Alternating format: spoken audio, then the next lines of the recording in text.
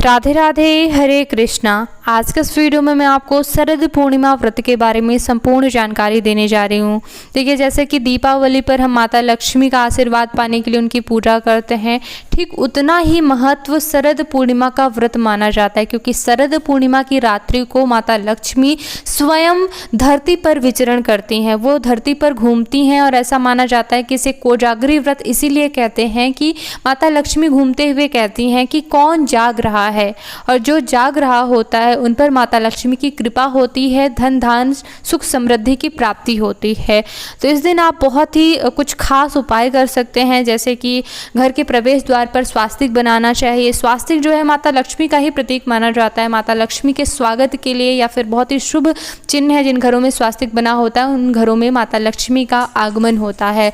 दूसरा उपाय इसी के साथ ही जो है, घर की छत पर या फिर जहाँ पर भी मतलब आप रहते हैं, मतलब चंद्रमा के प्रकाश में, मतलब आपको जो है एक दीपक प्रज्वलित करना चाहिए। पूरी रात अखंड दीपक जलता रहे, ऐसी व्यवस्था करनी चाहिए माता लक्ष्मी के स्वागत के लिए, क्योंकि दीपक प्रज्वलित करने से मतलब और जागरण करने से माता लक्ष्मी की प्रसन्नता प्राप्ति होती है, जिससे आपकी धन संबंधी सभी समस्याएं समाप्त हो सकती हैं, घर में बरकत आ सकती है अगर आप इन उपायों को करते हैं। माता लक्ष्मी की कृपा प्राप्ति के लिए तो है ही, कई और कारणों से भी शरद पूर्णिमा की रात्रि बहुत ही ज़्यादा महत्व रखती है, क्योंकि इस दिन जो है भगवान श्री कृष्ण ने रास लीला करी थी। ठीक है, तो इस दिन राधा कृष्ण की भी पूजा की जाती है। अगर आपके घर में भगवान हरि विष्णु की जो है फोटो नहीं है, तो आप जो है श्री कृष्ण की भी फोटो रख सकते हैं, राधा कृष्ण की पूजा कर सकते हैं। और इस दिन जो है चंद्रमा अपनी 16 कलाओं से परिपूर्ण होता है, यानी कि आप समझ लीजिए कि कोई चीज़ अगर अपनी पूरी शक्ति से परिपूर्ण है तो उस अवसर का लाभ ज़रूर उठाना चाहिए। तो चंद्रदेव इस दिन 16 कलाओं से परिपूर्ण होते हैं, अपनी पूरी शक्तियों के साथ होते हैं। तो चंद्रदेव की रोशनी से जो है हमें बहुत सारे लाभ होते हैं, जैसे कि स्वास्थ्य लाभ तो विज्ञान के आधार पे भी माना जाता है। धार्मिक दृष्टि से भी जो है, अगर आप खीर बनाकर चंद्रदेव की रोशनी में रखते हैं तो कुछ उसमें ऐसे तत्व होते हैं चंद्रदेव की रोशनी में जो आपको पूरे वर्ष भर स्वास्थ्य लाभ प्रदान करते हैं। ठीक है, तो ज़रूर चंद्रदेव को अर्घ भी प्रदान करना चाहिए, खीर का नैवेद्य उनके लिए रखना चाहिए। पूरी रात जो है चंद्रमा की रोशनी में सुबह उसको खाना चाहिए। ठीक है, तो ये तो हो गई शरद पूर्णिमा व्रत के महात्म के बारे में। अब मैं आपको ये भी बताऊंगी कि वर्ष 2022 में जो है शरद पूर्णिमा का व्रत किस दिन मनाया जाएगा, पूजा कैसे करनी है। जैसे कि व्रत 2 तरीके से किया जाता है। एक होता है कि उसमें मावे और शक्कर से बने 6 लड्डू बनाए जाते हैं और एक ही लड्डू खाया जाता है, बाकी लड्डू बांटे जाते हैं। और एक होता है खीर वाला व्रत, जिसमें खीर बनाई जाती है। खीर भी जो है आप भोजन के रूप में ग्रहण कर सकते हैं, भगवान को खीर का ही प्रसाद लगता है माता लक्ष्मी को। ठीक है, तो 2 प्रकार से ये व्रत किए जाते हैं। तो लड्डू वाले व्रत में कुछ खास नियम होते हैं, जिनमें लड्डू किसको कैसे बांटना है ये जानना बहुत ज़्यादा ज़रूरी होता है। ठीक है, और अगर आप कोई भी व्रत करते हैं, चाहे लड्डू वाला चाहे खीर वाला, तो पूरे दिन आपको जो है कोशिश करना चाहिए कि निर्जला निराहार आप व्रत करें। लड्डू वाले व्रत में तो खास नियम है कि एक ही लड्डू खाया जाता है, उसके अलावा कोई फलाहार या फिर कुछ भी चीज़ें नहीं खाई जाती। खीर वाले व्रत में भी आप कोशिश करें कि जल ना पिए जब तक आप चंद्रदेव को अर्घ नहीं प्रदान करते हैं, और अगर नहीं हो पा रहा है तो आप जल ले सकते हैं, फल भी ले सकते हैं, और रात्रि में खीर का जो है आप भोजन कर सकते हैं। और लड्डू वाले में लेकिन कोई ऐसा नियम नहीं है, वैसे पूरे दिन केवल लड्डू ही खा करके इस व्रत को संपूर्ण किया जाता है। और जब चंद्रदेव उगाते हैं उनकी पूजा तभी की जाती है, चंद्रदेव की रोशनी में ही। आप जो है लकड़ी का पाटा लगाएं, वहीं पे माता लक्ष्मी के साथ भगवान विष्णु की फोटो रखें, चंद्रदेव बनाएं, कलश की स्थापना करें। गौरी गणेश की पूजन के बाद सभी देवी देवताओं का पूजन आपको करना चाहिए। और इस व्रत में माता तुलसी की भी पूजा की जाती है, लेकिन रात्रि में तुलसी का स्पर्श नहीं करना चाहिए। तो इसके लिए ये है कि आप जो 6 लड्डू बनाते हैं उनमें से एक लड्डू माता तुलसी को अर्पित किया जाता है, और दीप जला करके आप दीप कर सकते हैं। दीपक से और नैवेद्य से माता तुलसी की दूर से ही पूजा कर लेनी चाहिए, प्रणाम करके आप आशीर्वाद ले लें, उनका स्पर्श हमें नहीं करना चाहिए। ठीक है, क्योंकि ये पूजा जो है मुख्य तौर पर वो चंद्रदेव के आ जाने के बाद ही की जाती है, और जब चंद्रदेव आएंगे तो वो रात्रि ही हो जाती है। तो इसलिए तुलसी माता का स्पर्श नहीं करना है, दूर से ही पूजा करनी है। और माता लक्ष्मी की कृपा प्राप्ति के लिए आप श्री सूक्तम का पाठ भी कर सकते हैं।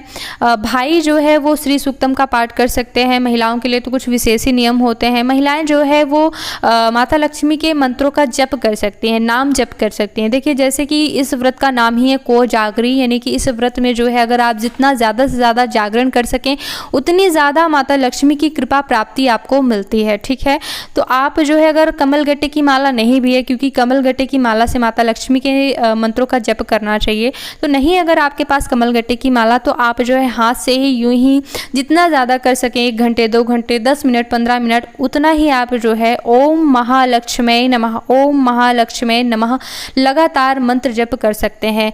या फिर दूसरा मंत्र बताती हूँ, ओम श्रीम श्रीये नमः, श्रीम श्रीये नमः। इस तरह से महिलाएं जो है इन दोनों में से किसी एक मंत्र का पूरी रात्रि जो है जप कर सकते हैं। यकीन मानिए माता लक्ष्मी की कृपा प्राप्ति आपको ज़रूर होगी। आप लंबे समय से अगर किसी ऐसी समस्या से परेशान है कि बेरोजगार है या फिर धन धान संबंधी कोई भी समस्या घर में है, कर्ज है, आप इस उपाय को ज़रूर कीजिएगा। माता लक्ष्मी के मंत्र का जप या फिर नाम जप नहीं बन रहा है आपको मंत्र जप, तो आप जय माँ लक्ष्मी इतना भी कर लेंगे तो आपको निश्चित ही लाभ प्राप्त होने वाला है। भाइयों को श्री सूक्तम का पाठ ज़रूर करना चाहिए। घर पर अखंड दीपक ज़रूर प्रज्वलित करना चाहिए। अगर छत में जला सकें और ऐसी व्यवस्था कर सकें कि मतलब वो पूरी रात्रि बुझे नहीं, उसकी देख रेख करें, निश्चित ही आपको जो है धन धान सुख समृद्धि की प्राप्ति होगी।